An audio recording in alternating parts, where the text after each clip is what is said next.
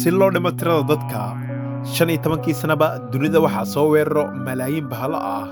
Dadku waxay isku dayayaan inay la dagaalamaan, laakiin waa laga awood badan yahay oo keliya waa inay dhuntaan.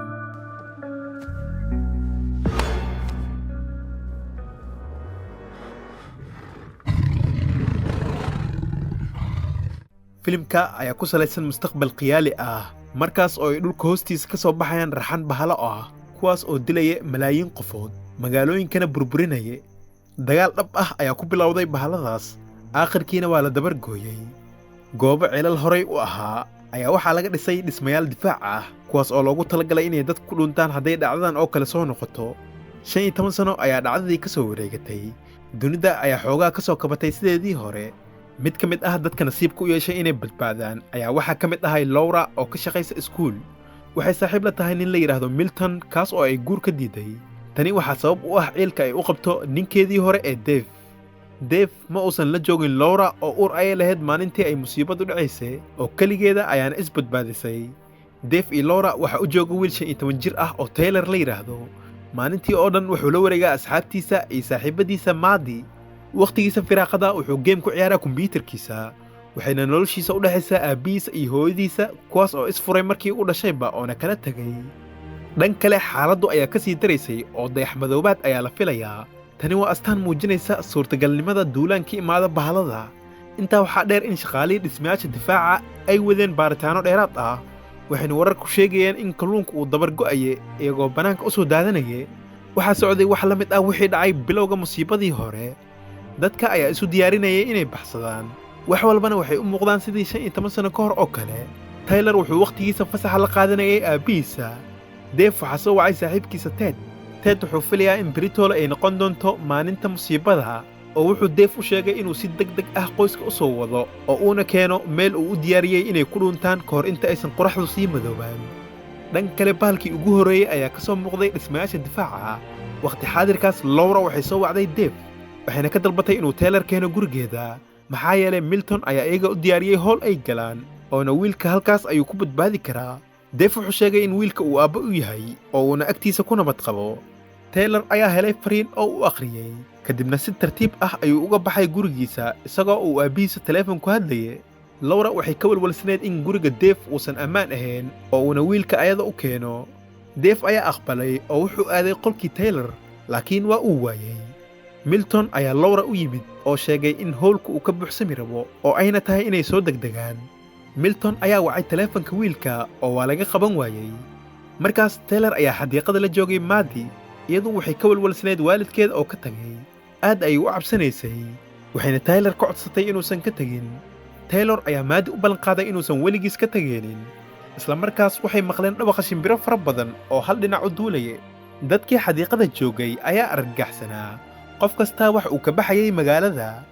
Dave wuxuu soo aaday xadiiqada si uu Taylor u raadiyo. Jam ayuu galay oo baabuurka ayuu ka soo degay si uu wiilka u raadiyo. Markaas dhismayaasha difaaca hoostooda, shaqaale ayaa hubinayay qalabyadii difaaca oo wuxuu maqlay codad qariib ah. Bahal ayaa markaas soo baxay oo isaga kala gooyay. Askar meel u dhoweyd taagneed ayaa bahalka xabado ku riday, balse waxba kama tarayso rasaasta caadiga ah. Taylor iyo Maddie waa ay argagaxsanaayeen. Dave ayaa Taylor u yimid. Taylor wuxuu aabbihiisa u sharxay in aysan jirin meel ay Maddie aado, sidaas darteedna waa uu ka tegi waayey. Laura oo Milton la socota ayaa timid oo qof walba u waday howlkii ay ka balansanaayeen. Saacado ayaa ka hartay qorax madoobaadka, fowdo ayaana magaalada ka jirtay. Dadku waxay isku dayeen inay baxsadaan. Ugu dambayntii waxay gaareen howlkii, laakiin waxaa celiyey militariga, kaas oo keliya dumarka iyo carruurta xareynaya. Dave ayaa Taylor ka dalbaday inuu hooyadiis ka warhayo oo uu gudaha u raaco. Dave iyo Milton waxay joogeen bannaanka. Taylor gudaha ayuu u sii socday, laakiin waxa uu u soo laabtay aabbihiisa. Laura iyo Maddie ayaa ka soo daba cararay. Taylor wuxuu ku qaylinayay aabbahay kama tagi karo. Markaas saashada ayaa ka soo muuqtay in howlku uu buuxsamay, aysan jirinna boos bannaan. Iyagoo aan waqti iska lumin ayay wateen baabuurkoodii. Dave wuxuu soo bandhigay inay aadaan meel uu Ted u diyaariyey oo saxaraha ku yaalay. Milton wuxuu soo jeediyey inay ku dhuntaan iskuulka, kaas oo iyaga u dhowaa. Saxmad kale oo gawaari badan ay sababeen ayaa waddada xirtay. Waxay ka soo degeen gaarigii. Dhulgariir ayaa bilaabmay. Qoraxduna madoobaad ayaa soo galaya. Dhismayaasha difaaca hoostooda, bahalo badan ayaa ka soo baxay. oo iyagoo badan oo gurguuranaya oona duulaya ayay magaaladu qabsadeen. Deef ayaa soo jeediyey inay magaaladu khatar badan tahay oo ayna tahay inay ka tagaan. Waxa uu rabay inuu gaariga kaxeeyo, laakiin Milton ayaa xanaaqay oo diiday inuu qof kale baabuurkiisa wado. Isagu wuxuu doonayay inuu dadka badbaadiyo. Deef iyo Milton ayaa dagaalamay, laakiin markaas Milton waxaa qabsaday bahal duulaya oo cirka ula sii kacay. Laura ayaa qaylinaysay, laakiin Deef ayaa ku tuuray baabuurka. Waxay isku dayeen inay meesha ka baxsadaan iyagoo tanal hoostiisa maraya. Deef ayaa qof walba u xaqiijinaya inay badbaadayaan. Gaarigooda shidaalka ayaa ka sii dhammaanaya. Deef wuxuu rabaa inuu gaari kale ku beddeshto. Halkaa dhowr baabuur ayaa yaalay. Deef ayaa galay mid ka mid ah baabuurtii. Nin oday ah ayaa ku dhuumanayay kursiga dambe. Waxay arkeen bahal weyn oo dhiig leh, kaas oo u ekaa sidii dibi. Bahalkan ayaa u soo dhowaaday, laakiin baabuurka ayuu ag maray isagoo aan dareemin. Wuxuu bilaabay inuu cuno meed meesha yaalay. Deef ayaa si tartiib tartiib ah baabuurka gadaal ugu riixay oo kii Laura iyo carruurtu saarnaayeen ayuu la simay. Wuxuu rabaa inay iyagu u soo wareegsadaan midkan cusub. Dhan kale bahalkii ayaa dareemay. Markaas ninkii gaariga lahaa ayaa soo degay oo bahalka ku firdhiyey milix ama cusbo oo weelkiisa ku jirtay. Bahalkii ayaa istaagay. Carruurta iyo Laura waxay ku guulaysteen inay gaarigii kala raacaan. Kadibna bahalkii ayaa ninka ku soo orday oo kala gooyey. Laakiin Deef waxaa u suurtagashay inuu gaariga meesha ka kaxeeyo. Waxaana magaalada dhinac walba uga soo qulqulayay kooxo bahalo ah. Deef ayaa baabuurka u sii waday dhinaca waddo cidlo ah oo buuraha ku yaalay. Waxay yimaadeen meeshii uu Ted u diyaariyey. Runtii aad ayay u adag tahay meeshan oo xitaa kaamirado ayaa ku xirnaay. Laakiin markay garaaceen qofna kama aysan furin. Ted oo fadhiya ayaa shaashada ka eegayay iyadoo uu qof gadaashiisa taagnaa uu qori ku hayay. Bahaladu ayaa ka soo deganayay dhanka buurtii u dhoweyd. Deef ayaa soo qabsaday birta taayirka isagoo isku dayaya inuu qoyska badbaadiyo. Laakiin daqiiqadii ugu dambaysay albaabadii ayaa la furay oo ayna ku carareen.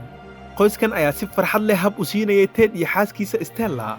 Waxaana meesha fadhiyey nin ciidan ah. Ted ayaa askarigan oo Gareth Johnson la yidhaahdo dadka baray.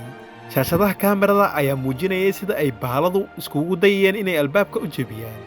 Qof kastaa wuu naxsanaay. Garethna cunto ayuu iska cunayay. Maadi waxay dadka weydiinaysay inay bahalada u soo gali karaan. Gareth ayaa ku jawaabay inaysan soo geli karin, oo xitaa hadday soo galaan waxay haystaan cusbo ama milix badan oo waa ay iskaga dhicin karaan.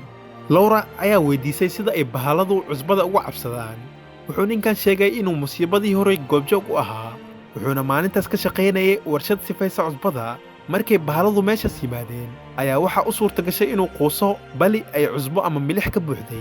Halkaas bahaladu waa ay ka baqayeen inay cusbada u soo dhowaadaan, oo balligaas ayuu dhex fadhiyey isagoo arkayey iyadoo ay bahaladu cunayaan 150 ka mid ah asxaabtiisa.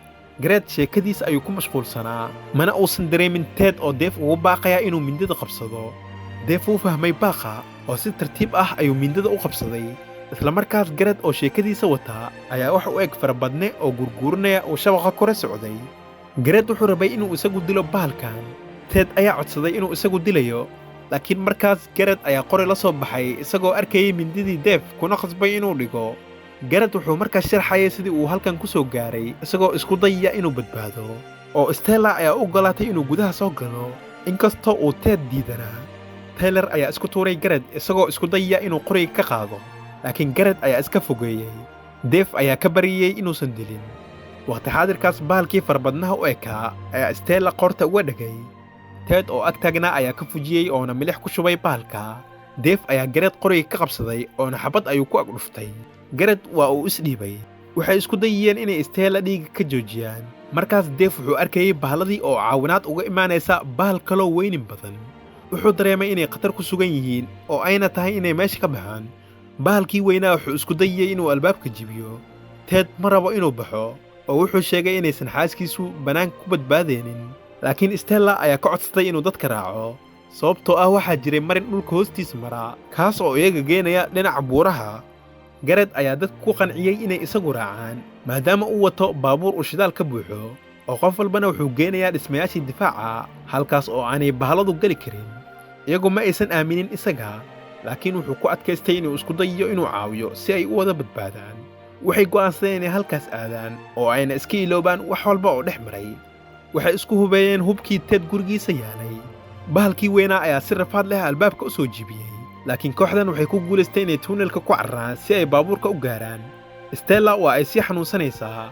dhan kale Laura ayaa Dave ku canaaninaysay inuu dhibaatadan ka dambeeyey markaas Taylor ayaa waddada dhinaceeda ku arkayay bahal weynin badan oo dhintay Maddie ayaa u soo dhawaatay bahalka balse waxay lugta la gashay meel god ah iyadoo isku dayaysa inay ka baxsato Maddie aad ayay u qaylisay oo Taylor iyo Dave ayaa badbaadiyey Gareth xitaa wax ayuu ka badbaadiyey gabartan waxay aadeen buurta dusheeda oo waxay arkeen magaalo burburtay oo gubanaysa waxay u dhaadhaceen dhinacii baabuurka laakiin waa uu kici waayey bahaladii ayaa ka soo socday buurta dusheeda iyagoo u soo yaacaya xaggooda Gareth wuxuu isku dayay inuu baabuurka kiciyo halkaas Stella waxay eegaysay bahaladii iyo qorigii uu ninkeeda watay qoriga ayay ka qabsatay oo ay ka degtay baabuurka Ted ayaa ka baryay inay qoriga u soo celiso laakiin Stella ayaa ka jeestay oo aaday dhankii bahalada waxay filaysaa inaysan badbaadeenin Ted oo oynaya ayaa u wacayay iyada laakiin Dave ayaa isaga baabuurka soo geliyey daqiiqadii ugu dambaysay ayay ku guulaysteen inay baxsadaan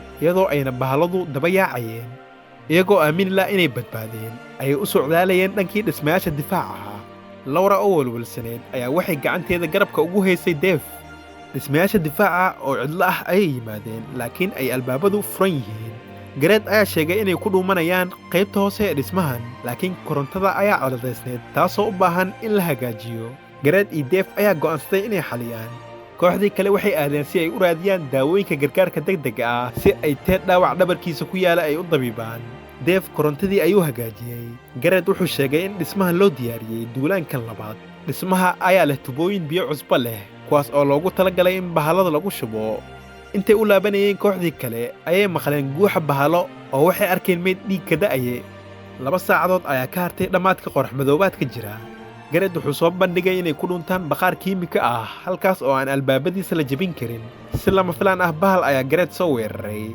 isaga iyo Dave waxay ku guulaysteen inay dilaan laakiin bahaladii kale ayaa dhabaqa rasaasta maqlay Gareth si degdeg ah ayuu albaab iskugu soo xiray wuxuuna isku duray cirbado xidadihiisa ayaa bararay oo madoobaaday Dave wuxuu ku soo noqday qoyskiisa oo wuxuu Taylor ku codsaday inuu hooyadiisa ilaaliyo inta uu maqan yahay wuxuu rabaa inuu dhaamiyo haamanka biyaha cusbada si uu bahalada ugu shubo markay soo weerartamaan Dave ayaa dhex marayay tubooyinka isagoo arkaya bahal cunaya meyd Dave ayaa buuxiyey haamanka biyaha cusbada wuxuuna ku soo noqday jaranjarada laakiin bahalkii ayaa dareemay oo soo daba kacay Dave waa uu la dagaalamay oo milix ayuu ku shubay bahalkiina dambas camal ayuu u burburay dhan kale kooxdii kale waxaa soo weeraray oo hareereeyey bahalo Taylor ayaa xabado ku riday dabadeed codka Dave ayay mikrofon ka maqlayeen isagoo u sheegaya inay daaraan hoonka alarmiga si ay biyo u soo daataan bahaladii ayaa u soo dhawaaday oo hareereeyey Ted ayaa Taylor u sheegay inuu qoyska sii ilaaliyo oo wuxuu aaday dhinacii bahalada isagoo faas wata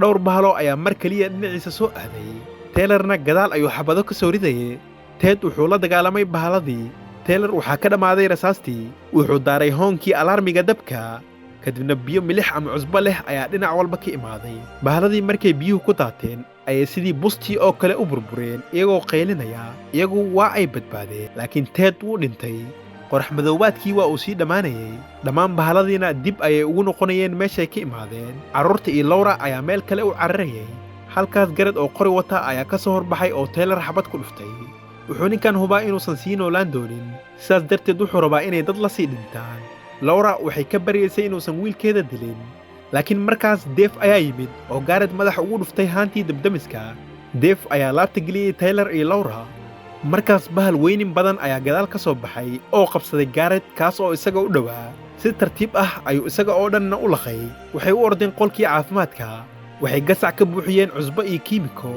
bahalkii ayaa u soo dhawaaday oo albaabka kala jibiyey laakiin Dave waxaa u suurtagashay inuu ku tuuro gasacii cusbada iyo kiimikada kaas oo bahalka ku qarxay dambasna noqday isagoo cawaadaya Laura waxay isku duubtay Dave iyagoo oo yaaban ayay qoyskan banaanka u soo baxeen iyagoo arkaya adduunkii oo baaba'ay laakiin ay bahaladii baxeen subscribe sar kanalkan si aad u hesho muuqaalo badan oo kan oo kale ah furo gambaleelka oo noo reeb like si aad u caawiso kanalka waadna ku mahadsan tahay daawashadaada